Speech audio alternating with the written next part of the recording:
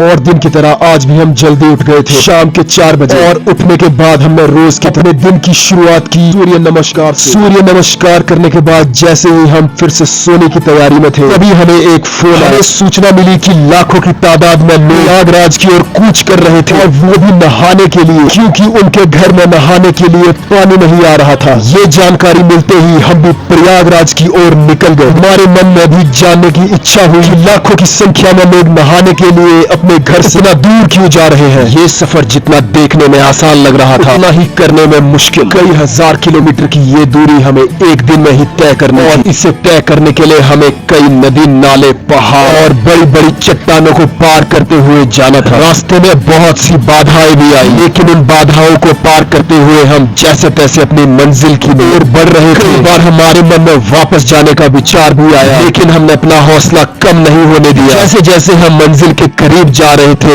वैसे वैसे लोगों की भीड़ भी बढ़ती ही जा रही थी। ऐसी जलती चुभती गर्मी में लोगों का हौसला देख हम स्तब्ध थे। यहाँ थकना मना था और इसीलिए इनका भरोसा था रिवाइवल। चलते चलते हम भविष्य में पहुंच गए थे जहाँ लोग मेक इन इंडिया का प्रचार कर रहे थे और लोग सड़क की बजाय हवा में डंडों के सहारे उड़ रहे थे। कुछ आगे जाने पर हमारा सामना हुआ ऋषि मुनियों से। आइए देखते हैं उनसे हमारी खास बातचीत। कहाँ से आना हुआ है? हिमाचल हिमाचल प्रदेश, हंसराज रघुवंशी। हर हर महादेव।